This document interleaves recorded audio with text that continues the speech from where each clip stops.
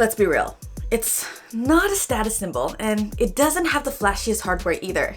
Despite that, the Pixel 4 XL is a phone that I've continually turned to, and for the most part, enjoyed. Hi everyone, Thao here. I've been using it for 6 months now, so let's see how gracefully Google's flagship phone has aged. The design of this phone has never really wowed me. I love the feel and finish, but truthfully, I think the Pixel 3 has way better aesthetics.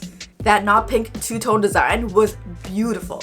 The only complaint I have about the build itself is that the power button has gone mushy on me and no longer has that satisfying click. On sunny days, the display still doesn't get as bright as I would like, and at night, dropping the brightness down causes this weird green tint. Outside of those two complaints, the 90Hz screen and speakers have actually been really good during day-to-day use. The top bezel isn't pretty, but hey, at least it doesn't cut into content. I actually found Motion Sense handy in the car and the kitchen to skip songs. It can do a few other things, but for me, the limited use just didn't justify the standby battery drain of keeping it enabled.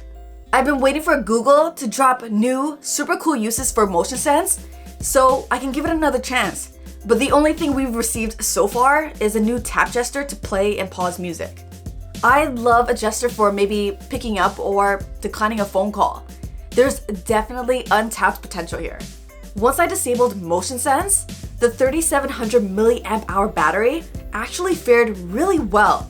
I still carry an extra power bank for trips where I plan on using the camera a lot, but for normal day-to-day use, it's been good.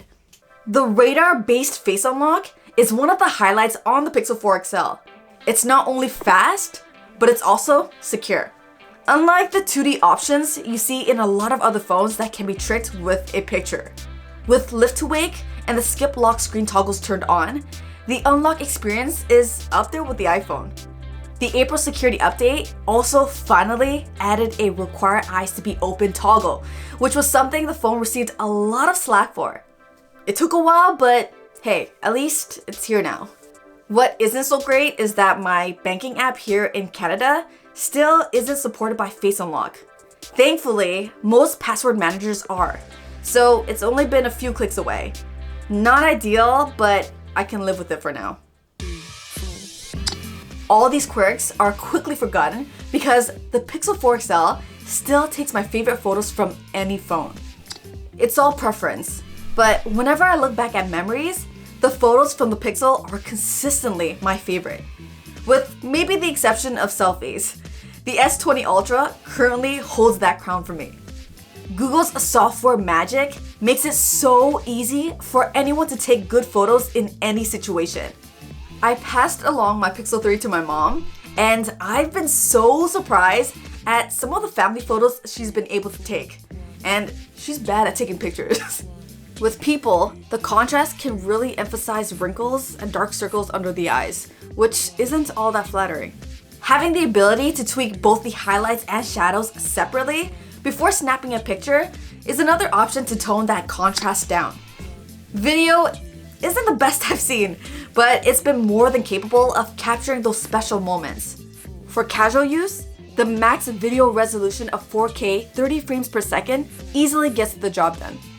I've recently discovered a feature similar to Samsung's Video Snap that's built right into the Pixel's video editor, letting me save a photo from any video recording, so that's pretty cool. Much like the camera, the software is where the phone really shows its charm. Although I have experienced a few glitches here and there, 99% of the time this thing is silky smooth. The playful animations, sound effects, combined with well-tuned haptics really improve the experience. I use the squeeze to launch Google Assistant way more than I thought I would, for quick questions, to turn off lights, or for simply adding things to my shopping list. The Now Playing feature has led me to discovering so many awesome new jams that I otherwise would have never found. The Google Phone app seems to block way more spam calls automatically than any other phone. I don't know if it's coincidence, but it feels like every time I put my SIM into another phone, the number of spam calls increases. For the ones that do get through, I can let call screening handle things. Hi, the person you're calling is using a screening service from Google. It's easily one of my all-time favorite features. Google's also been doing these feature drops where new functionality is added to the phone, like the ability to schedule dark mode and rules that put the phone on vibrate, silent, or sound mode based on location or Wi-Fi network. The Pixel launcher has basic levels of customization, and that's good for simplicity. But what I really want is the ability to create folders in the app drawer. So what's the verdict after 6 months? Well, the bottom line is that it's a good phone and a terrific point and shoot camera. Although there are some great quality of life perks thrown in, the software is simple and clean, making the phone easy to just pick up and start using. If you care about specs and bleeding edge hardware, this might not be the phone for you. Google does look like they'll continue to sprinkle software features to round out the experience.